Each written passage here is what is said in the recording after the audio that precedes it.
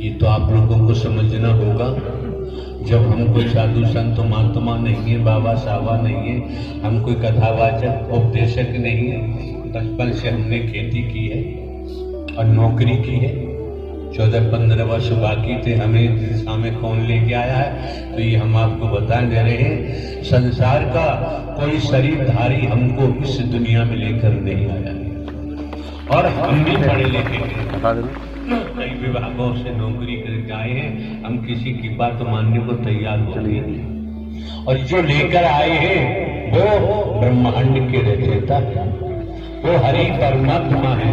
न जिनका आदि है न जिनका अंत है, न कभी जन्मते हैं न कभी मरते हैं, हमेशा कायम धाम रहते हैं। तो श्रीमान जी बात यहाँ आती है, आज के दौर में आप दुनिया में घूम जाइए, दुनिया में घूम जाइए तो आप पाएंगे जिसको देखो उससे बात करो तो वो कहेगा क्या क्या है।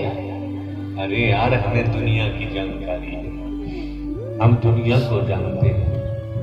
हम तो आप लोगों से घर का चौकीदार बनकर यही निवेदन करेंगे, प्रार्थना करेंगे, क्या जब तक दुनिया को जानोगे, दुनिया को जानते रहोगे।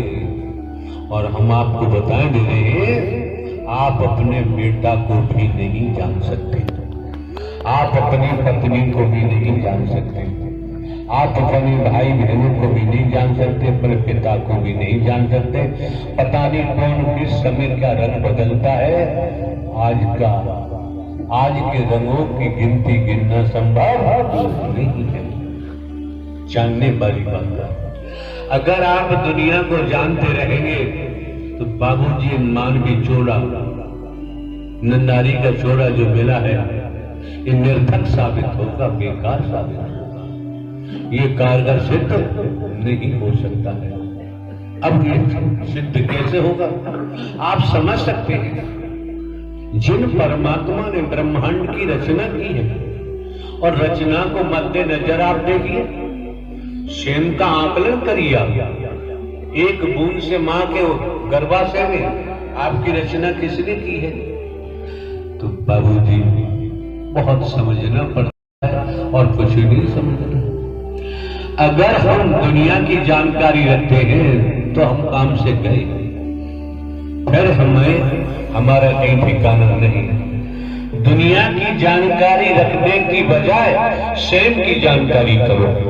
मैं कौन हूं, मैं आया कहां से हूं, मेरा रूप क्या है, मेरा स्वरूप क्या है, मुझे क्या करना चाहिए, मैं कर क्या रहा हूं। जब स्वयं की जानकारी करोगे तो बाबूजी एक बात बताओ, जिन्होंने ब्रह्मांड की रचना की है, तो आप समझ सकते हैं कोई संतान अपने माता पिता के बारे में कुछ नहीं जान सकता।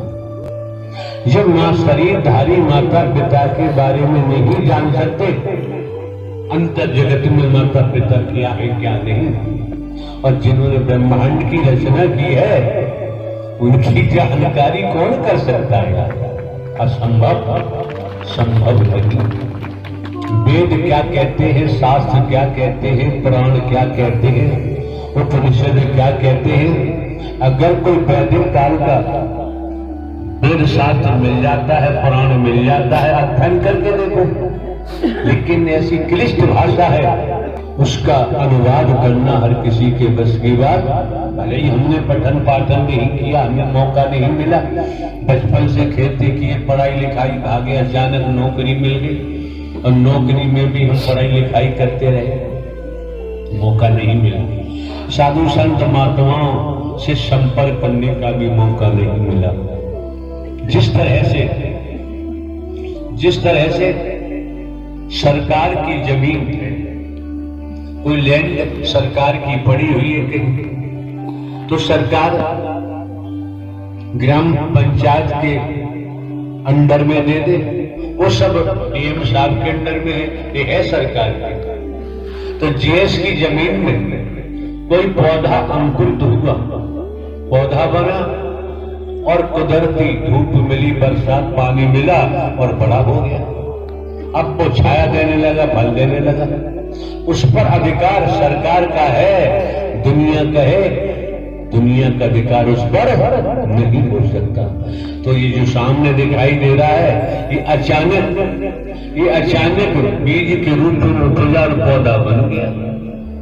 इस पर केवल हरि परमात्मा का अधिकार है। लेकिन जो हरि करा रहे हैं शरीर से वही हो रहा है। अगर वो न हो रहा होता तो बाबूजी हम भी दान पात्र लगवा रहे होते, हम भी रुपया पैसा वस्तु पदार्थ ले रहे होते, हम भी सोना चांदी डायमंड गोल्ड सब ले रहे होते, हम भी महल बना रहे होते। हमने कोई आज तक आश्रम नहीं बन पाया है कहीं पर, और कहीं कोई प्लाट भी नहीं खरीदा है। कौन है जो हमें ऐसा नहीं करने देता? कौन है जो यहां लेके आ जाता जब हमारा स्वार्थ नहीं? दुनिया इसके लिए करती है, पद के लिए करती है। और हम पद भी नहीं चाहते, धन भी नहीं चाहते, फिर भी हमें काम करना पड़ रहा है। तो ये काल परब्रह्म परमात्मा नारायण हरि का है, नारायण हरि का है। कहा गया है नारायण हरि परमात्मा अपने विभाग में हमें सेवादार बना लो, बदले में हमें कुछ आपसे जरूरत नहीं। सरकार के विभागों में कोई अधिकारी कर्मचारी बन जाता, उसकी बातें ही निराली होती है। और जो परमात्मा का सेवादार बन जाता है तो पूर्व की भांति उन्हें हम आपको स्मरण करा रहे हैं। तो क्या मान के चले भगवान जी तुम्हें क्या दे देगा? ये परमात्मा तुम्हें क्या दे देगा? कहीं दिखाई नहीं देता।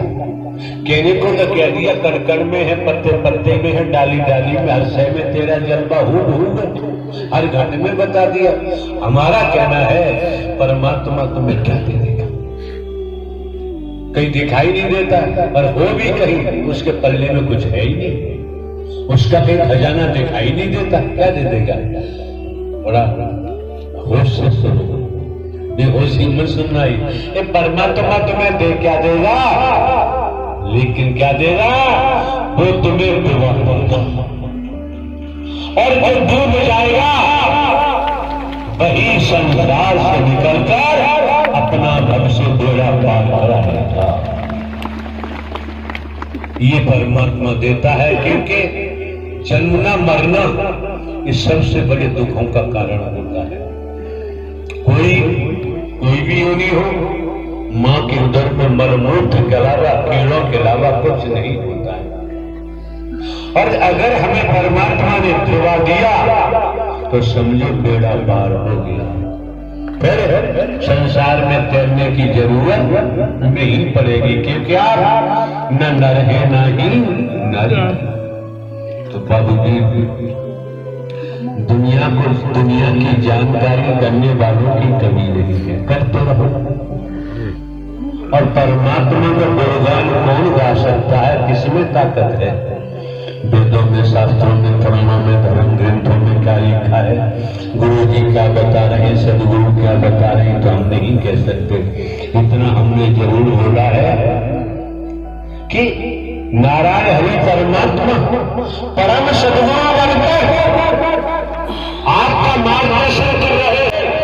जब इतनी बात समझ में न आए तो बाबूजी इस मानव मंगल मिलन सद्भावना समागम में दोबारा कभी दर्शन देने का कष्ट मत करना। मंदिर जाओ, पूजा घर जाओ, गिरजाघर जाओ, गुरुद्वारा जाओ, इतने मिशन संता पंथ है, गुरु बनाओ, इतने अखाड़े हैं, गुरु बनाओ, कुछ भी करो, लेकिन यहां मत आना। जो आप चाहते हैं वो है ही नहीं, और जो परमात्मा चाहता है वो आप करने को तैयार नहीं। फिर भी आने जाने से अगर आप लोगों को फायदा न होता, लाभ न होता, तो बाबूजी किसी कीमत पर नहीं आते। हमने सुना है, देखा तो नहीं, हमारे सामने कोई प्रसंग आता है, कोई बात संज्ञान में आती है, तो हम स्पष्ट कहते हैं। प्रेम से बोलो नारायण साकार हरि जी की संपूर्ण ब्रह्मांड में सदा सिद्ध लिए जय जयकार हो, जय जयकार हो, जय जयकार हो। प्रेम से बोलो साकार माँ माते सूर्य जी की संपूर्ण ब्रह्मांड में सदा सिद्ध लिए जय जयकार हो, जय जयकार हो, जय जय।